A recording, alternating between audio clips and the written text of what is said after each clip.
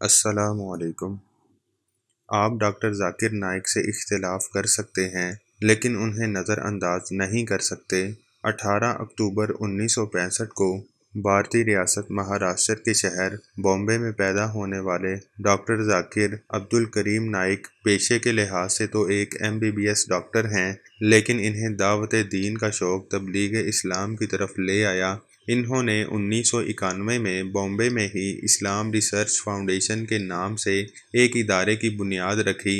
اللہ تعالیٰ کی شان دیکھیے کہ ڈاکٹر ذاکر نائک کی زبان میں لکنت بھی ہے، اور وہ اکثر دعائے موسوی اے میرے رب میرا سینہ کھول دے اور میرا کام آسان کر دے اور میری زبان کی گرہ کھول دے کہ لوگ میری بات کو سمجھ سکیں پڑھتے دکھائی دیتے ہیں۔ اللہ تعالیٰ نے ان کی لکنت زدہ زبان میں ایسی تاثیر ڈالی کہ اس نے سارے عالم میں اسلام کی مٹھاس پھیلا دی۔ دنیا کے سارے بر اعظموں میں وہ جا چکے ہیں۔ 20 سال کے عرصہ میں انہوں نے 20 ملکوں میں بڑے عوامی اجتماعات سے خطاب کیا۔ کتنے ہی لوگوں کا بائبل، توریت اور ہندوؤں کی گیتا اور مہابھارت سے تقابل کر کے دائرہ اسلام میں داخل کیا۔ ذاکر نائک کہتے ہیں کہ دعوت دین کے مشن کے لیے وہ عظیم اسلامی مبلغ و محقق احمد دیدات سے متاثر ہوئے تھے، جن کے ساتھ ان کی پہلی ملاقات 1987 میں ہوئی۔ 2006 میں انہوں نے بتایا کہ دیدات نے انہیں دیدات پلس کا لقب دیا تھا۔ ڈاکٹر ذاکر نائک کی زندگی میں بے شمار اتار چڑھاؤ آئے۔ 1 اپریل 2000 کو امریکہ میں ان کا عیسائیوں کے نامی گرامی عالم ولیم کیمبل کے ساتھ کئی گھنٹے طویل مناظرہ ساری دنیا کی توجہ کا مرکز بنا تھا۔ اس مناظرہ کا عنوان قرآن اور بائبل سائنس کی روشنی میں تھا۔ یہ مناظرہ ایک امریکی ٹی وی چینل پر براہ راست دکھایا گیا تھا، جس کے بعد کم از کم 34,000 لوگوں نے فوراً اسلام قبول کر لیا تھا۔ اس مناظرے کے بعد ہر جگہ انہیں تقابل ادیان کا سب سے بڑا ماہر سمجھا جانے لگا اور ہر جگہ انہیں دعوت دین کے لیے بلایا جانے لگا۔ یوں بھارت کے رہنے والے انتہا پسند ہندوؤں کو فکر لاحق ہوئی کہ ان کے لوگ بھی اسلام کی طرف جا رہے تھے۔ یوں 21 جنوری 2006 کو بھارت میں ہندوؤں کے سب سے بڑے عالم روی شنکر کے ساتھ ان کا اسلام میں تصور خدا اور ہندو مذہب کے موضوع پر مناظرہ ہوا تو انہوں نے روی شنکر کو تھوڑی ہی دیر میں بے بس کر دیا۔ یہ منظر دیکھ کر کتنے ہی ہندو مسلمان ہو گئے۔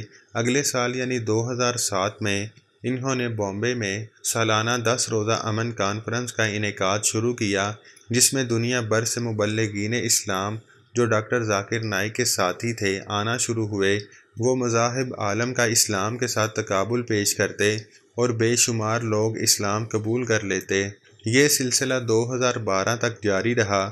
جب اس کانفرنس میں ریکارڈ 10 لاکھ لوگ شریک ہوئے تو بھارتی انتہا پسند سماج ہل کر رہ گیا۔ ان دنوں بھارت میں نریندر مودی کو وزیر اعظم بنائے جانے کی مہم عروج پر پہنچنے لگی تو انتہا پسند تنظیمیں متحرک ہو چکی تھیں۔ انہوں نے یہ کہہ کر کہ ذاکر نائک اسلام کے ساتھ ہندو مت کا تقابل کر کے ان کی توہین کے مرتکب ہوئے ہیں، سالانہ کانفرنس کے خلاف تحریک شروع کر کے اسے رکوا دیا۔ اس پر ڈاکٹر ذاکر نائک نے کانفرنس چنئی میں منعقد کرنے کا اعلان کیا تو وہاں بھی ایسی ہی صورتحال پیدا کر دی گئی۔ ان حالات کی وجہ سے عرصہ 4 سال سے یہ کانفرنس منعقد نہ ہو سکی، لیکن جس کا حامی ہو خدا اسے مٹا سکتا ہے کون کے مصداق ڈاکٹر ذاکر کی دعوت کا سلسلہ ان کے پیس ٹی وی، ویڈیو ریکارڈنگز، تحریروں، انٹرنیٹ اور غیر ملکی دوروں کے ذریعے جاری رہا۔ پیس ٹی وی نے ایسی مقبولیت حاصل کی کہ اس کے ناظرین کی تعداد 10 کروڑ سے تجاوز کرنے لگی۔ انہوں نے 2006 میں پیس ٹی وی انگلش کا آغاز کیا تو جلد ہی یہ مسلم دنیا کا سب سے بڑا چینل بن گیا جو دنیا کے 200 سے زائد ملکوں میں دیکھا جا رہا ہے۔ اس کے اب بھی 25% ناظرین غیر مسلم ہیں۔ انہوں نے 2011 میں بنگلہ جبکہ 2015 میں چینی زبان میں چینل کی نشریات کا آغاز کیا۔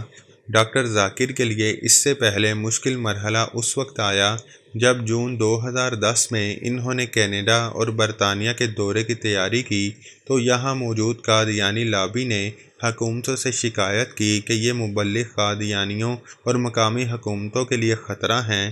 یوں انہیں داخلے سے روک دیا گیا۔ 2010 میں ہی بھارتی نشریاتی ادارے انڈین ایکسپریس نے انہیں ملک کی بااثر شخصیات میں 90 نمبر پر رکھا تو 2011 میں ان کا درجہ 89واں تھا۔ اس سے پہلے 2009 میں انہیں بھارت کے مختلف مذاہب کے 10 بڑے مذہبی مبلغین میں تیسرے درجے پر رکھا گیا تھا۔ 2011 سے 2014 تک امریکہ کی جارج ٹاؤن یونیورسٹی نے انہیں دنیا کی 500 بااثر ترین شخصیات میں مسلسل برقرار رکھا۔ ان کی انہی خدمات کے اعزاز میں 29 جولائی 2013 کو انہیں متحدہ عرب امارات کے نائب صدر اور دبئی کے حکمران شیخ محمد بن راشد ال مکتوم کی جانب سے 2013 کی بہترین مسلم شخصیت قرار دے کر بین الاقوامی قرآن ایوارڈ دیا گیا، جس کے ساتھ انہیں 7.5 لاکھ درہم انعامی رقم ملی، جو ڈاکٹر ذاکر نے پیس ٹی وی کے لیے وقف کی۔ اسی سال انہیں ملائیشیا کے بادشاہ نے ملک کا سب سے بڑا ایوارڈ دیا۔ 16 جنوری 2014 کو شارجہ کے حکمران شیخ ڈاکٹر سلطان بن محمد القاسمی نے اسلام کے لیے خدمات پر شارجہ ایوارڈ سے نوازا۔ 25 اکتوبر 2014 میں انہیں گیمبیا کے یوم آزادی کا واحد مہمان خصوصی بنا کر مدعو کیا گیا تھا، جہاں انہیں ڈاکٹریٹ کی اعزازی ڈگری دی گئی۔ 1 مارچ 2015 کو سعودی فرمانروا شاہ سلمان بن عبدالعزیز نے خود مسلم دنیا کا سب سے بڑا تمغہ شاہ فیصل ایوارڈ عطا کیا، جس کے ساتھ ملنے والی 7.5 لاکھ ریال کی انعامی رقم انہوں نے اسلامک ریسرچ فاؤنڈیشن کو عطیہ کر دی۔ اس وقت فیس بک پر ان کا پیج مسلم دنیا کی تمام شخصیات میں سب سے مقبول اور سب سے زیادہ تیزی سے پسندیدگی حاصل کرنے کا اعزاز رکھتا ہے، جو 1.5 کروڑ سے زائد لائکس لے چکا ہے۔ 1 جولائی 2016 کو ڈھاکہ میں دہشت گردانہ حملے کے بعد اسلام دشمن بنگالی اور بھارتی میڈیا نے ڈاکٹر ذاکر نائک کے خلاف اب تک طوفان بدتمیزی برپا کر رکھا ہے۔